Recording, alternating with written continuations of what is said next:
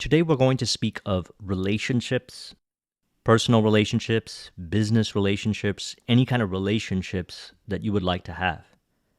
We're going to talk about desire and creating a vision from the desire, valuing the journey and destination and seeing it as one. And we're going to tie it all together via some affirmations/inner conversations. So we've been speaking about inner resistance.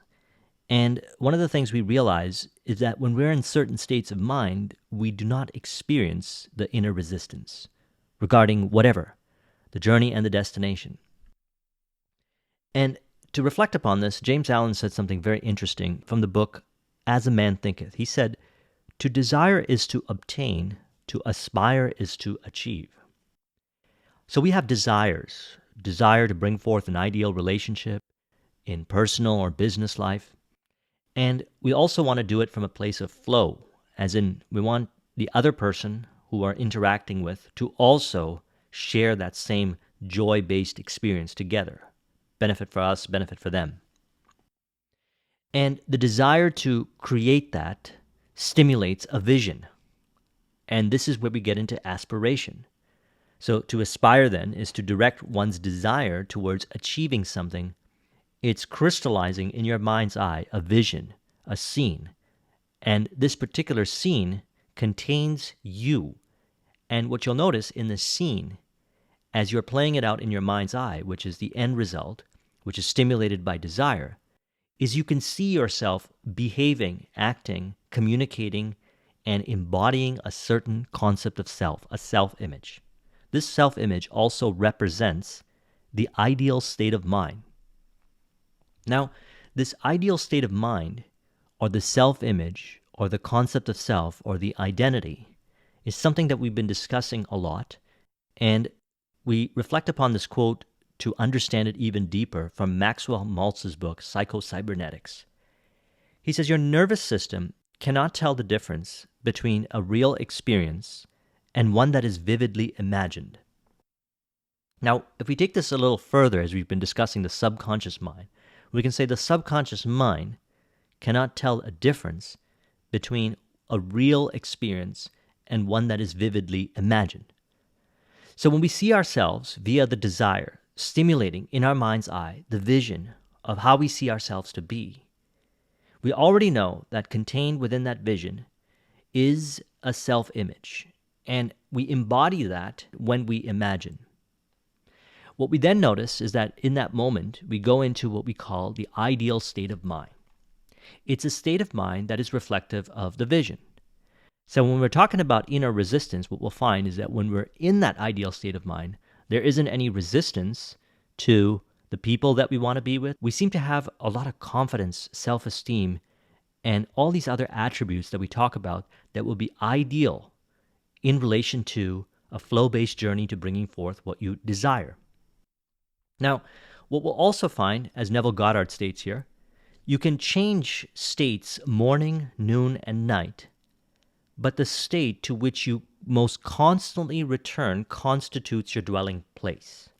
So thus, if we want to address the inner resistance, we want to get back into our ideal state of mind, and also recognize that perhaps for whatever the reason may be, we can fluctuate into different states of mind as we go throughout our day.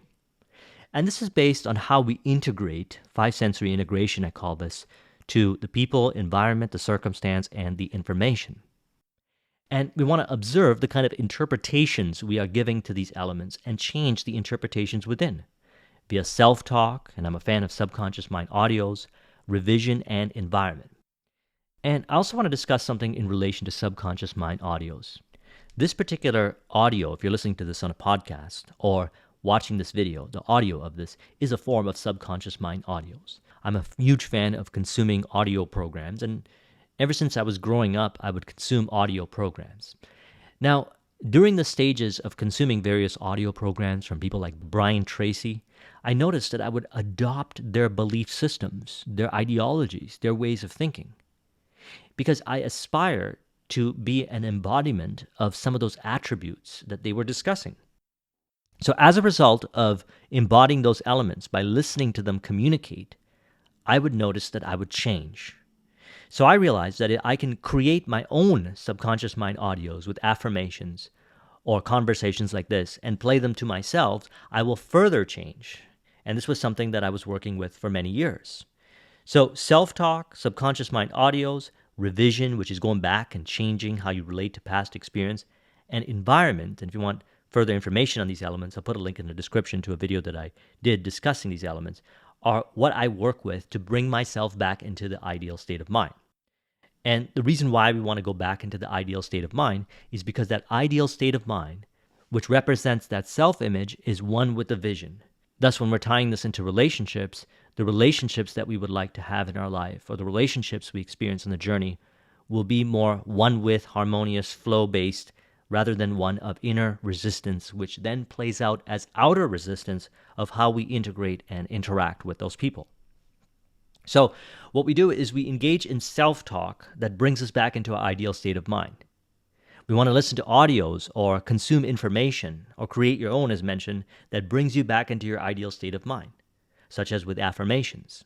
We also want to revise if we find ourselves recreating stories from the past that seem to break our flow and recreate the theater on the journey to bringing forth our vision.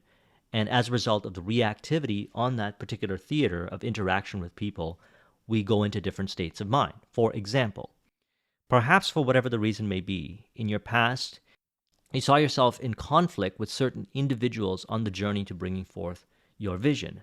And this could be in the context of leadership.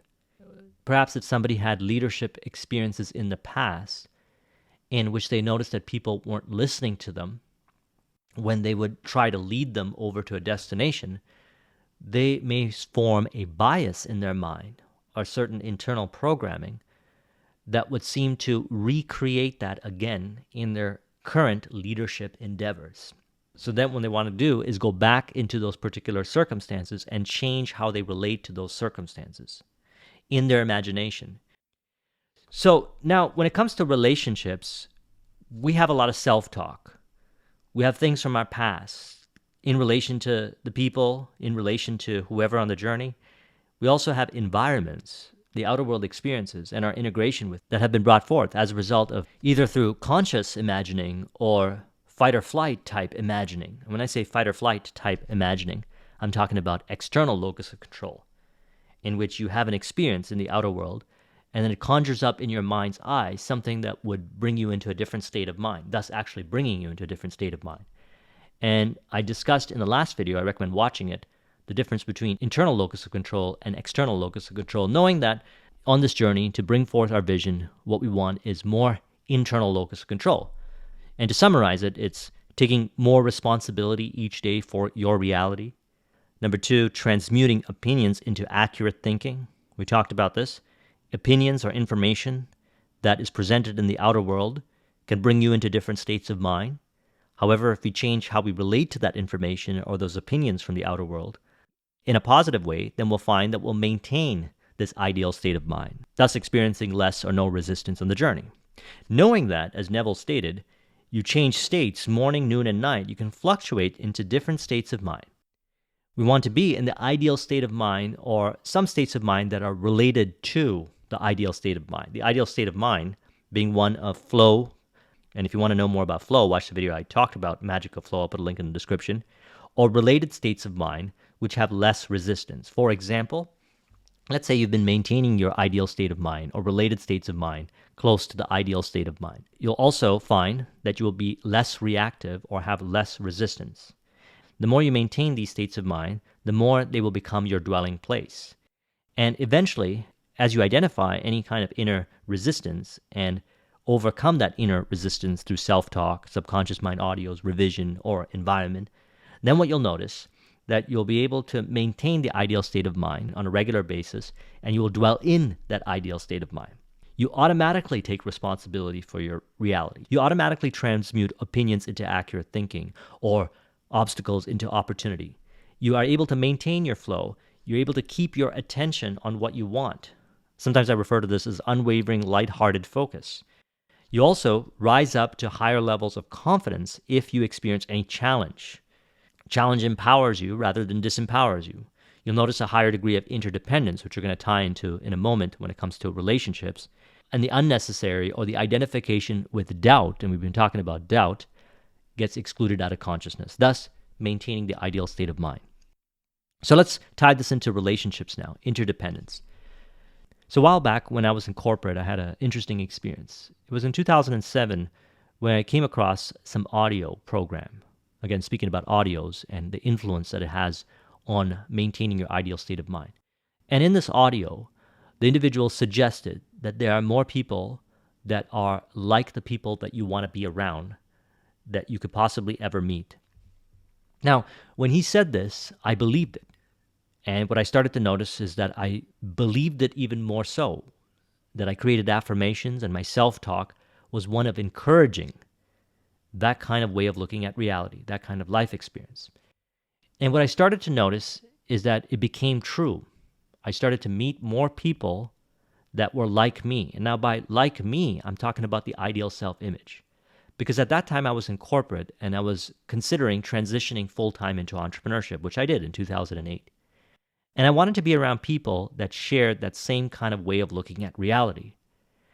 And what I noticed was there was hardly anyone around me that shared those entrepreneurial conversations with me, the ones that I'd like to have. Now, after adopting this particular belief subconsciously, what I started to notice is that more people would show up that would represent that ideal self-image that was in relation to the vision, which was bringing forth the entrepreneurial success. I had embodied more so that ideal self-image, and I had further affirmed that ideal self-image and was becoming it more so because my relationships were changing to reflect that ideal self-image. The concept of self was changing. The self-image was changing because of maintaining the ideal state of mind. And I didn't have any resistance to that particular idea.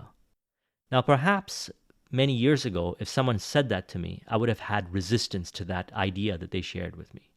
And I would have looked around in my environment and said, that was impossible. And because I was studying the information and Think and Grow Rich, I also knew that what was in imagination was one day going to be brought forth. So even if I didn't see it in the five sensory experience, doesn't mean that it already doesn't exist and that I'm on a journey to the realization of it.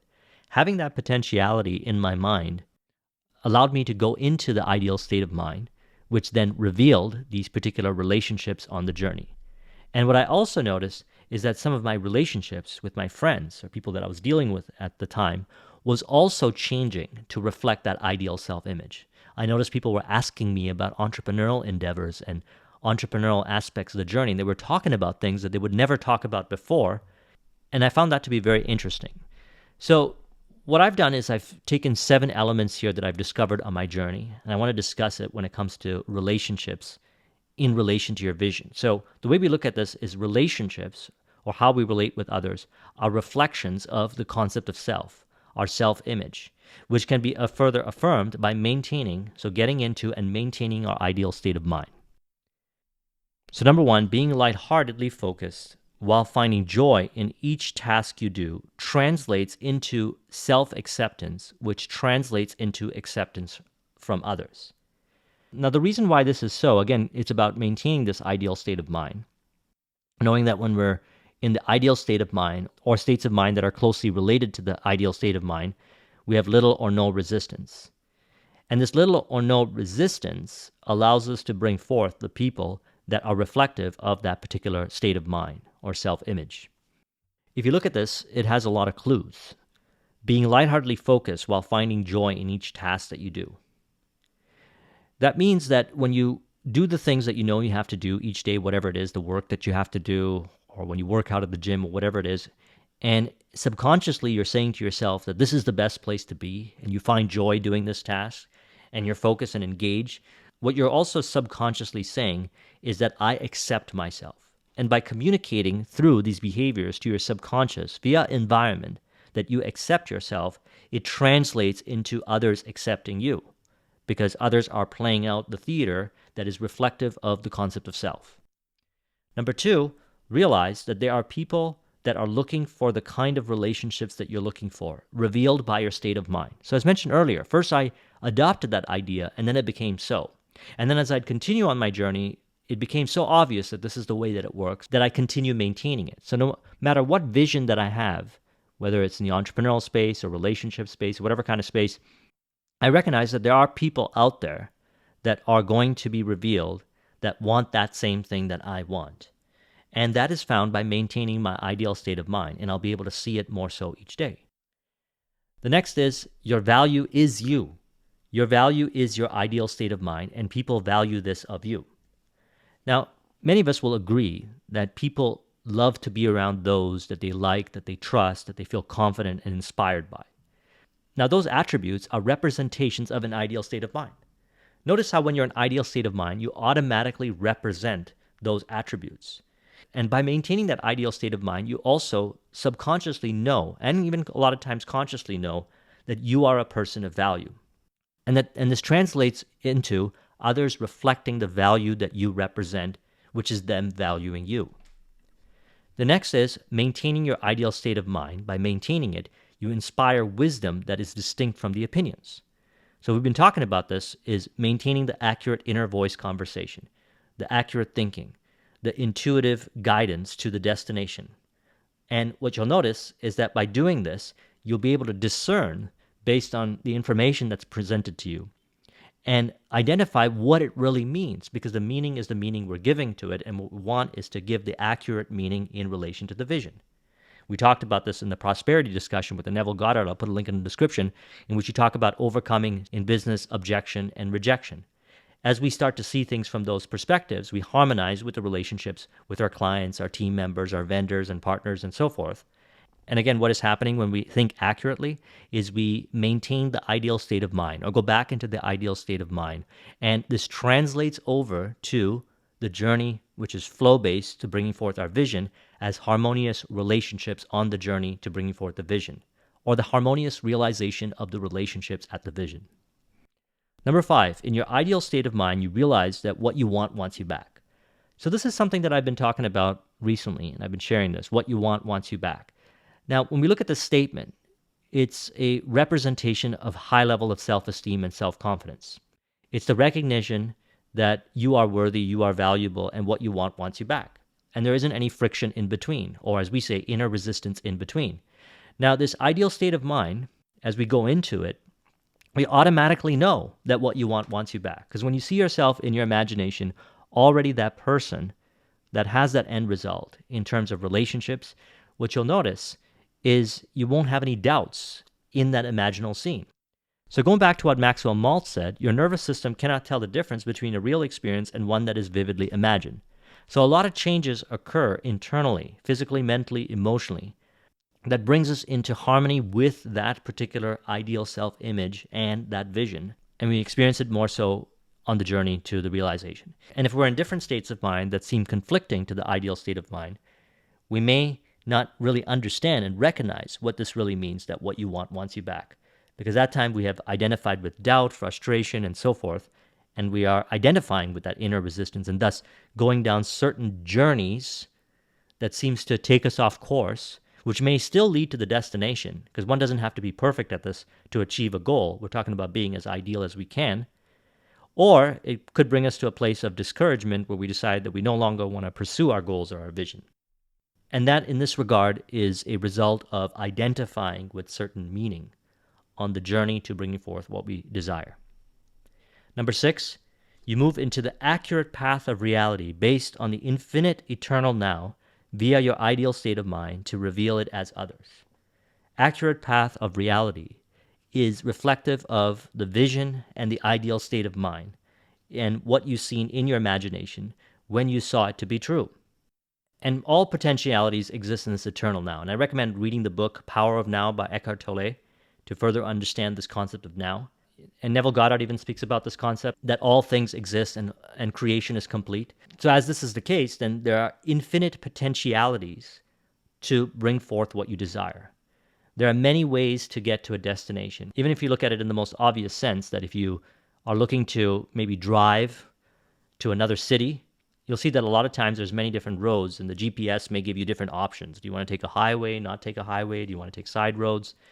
And there's all these different pathways to the destination. The same is to be said when it comes to bringing forth a vision and relating with others on the journey to bringing forth your vision, or bringing forth a vision that includes certain relatability with others.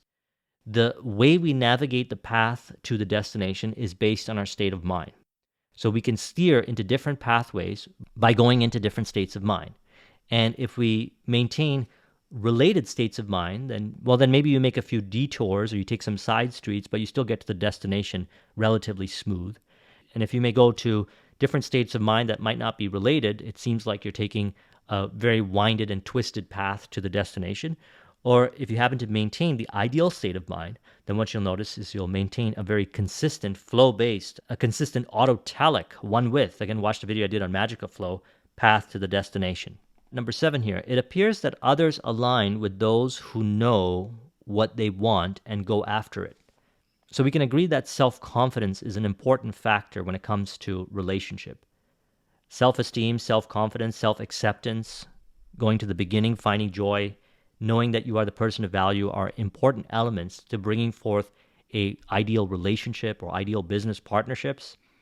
And the way we interpret it is if you ask people what they admire or what they like about the person that they're with, they'll usually say that the person is very self-confident, they know what they want, they go after what they want. So this knowing what they want and going after what they want is the desire and the vision. By knowing what you want and going after what you want, you automatically maintain the ideal state of mind. You automatically do not have the resistance. And if the end result is the ideal relationship, you'll also notice that your journey to bringing forth the ideal relationship will be from that perspective as well. Now, the way this plays out in theater, and I'll use my own personal experience as I work with this information more consciously nowadays, more than ever before, is every time I have a business goal or something that I want to see brought forth, I will notice that I'm having relationships with people as part of that vision. And by maintaining the ideal state of mind, I'll notice that people show up unexpectedly, or the people that connect with me, I deal with them, and we have communications that are very flow-based, harmonious-based, and one of interdependence and connectedness, one with, to bring forth the vision. And it's done through fair value exchange, business dealings, and so forth. And that is a result of further integrating the concepts that are being discussed in this video. And to further integrate this, let's turn these into affirmations. We can say, I realize that I am lighthearted, and I have a greater ability each day to find joy in the tasks that I do. This translates to a higher degree of self-acceptance in which I feel. I recognize that others also reflect this self-acceptance within myself by accepting me. I realize that there are many people out there that are looking for the kind of relationships that I want. I notice this more so as I interact with others. They seem to reveal that they want the same kind of relationships. I realize that this is because of my ideal state of mind. Thus, I value myself and value maintaining my ideal state of mind. By valuing myself and valuing my ideal state of mind, other people value me. They represent my state of mind externalized. As I maintain my ideal state of mind, I also have a greater ability to discern from what shows up in the outer world experience and find the accurate thinking and meaning to maintain my ideal state of mind. I realize that through this process, what I want wants me back. I feel more at ease about it. As I feel ease about it, I notice that I'm in my ideal state of mind. As I maintain my ideal state of mind, I maintain a flow-based, accurate, autotelic pathway to the realization of my vision. This externalizes as other people mirroring the concept of self that I have in how they relate to me. As I continue on this journey, I notice that when I want something, it's easier for me to get into my ideal state of mind and go after it. This translates into ideal relationships because I want ideal relationships and others want ideal relationships with me. So I trust you enjoyed this video. Take the concepts and integrate it on your journey. These concepts have been a result of my own personal experiences as well as working with this information now for a number of years and working with many others when it comes to business relationships and personal relationships.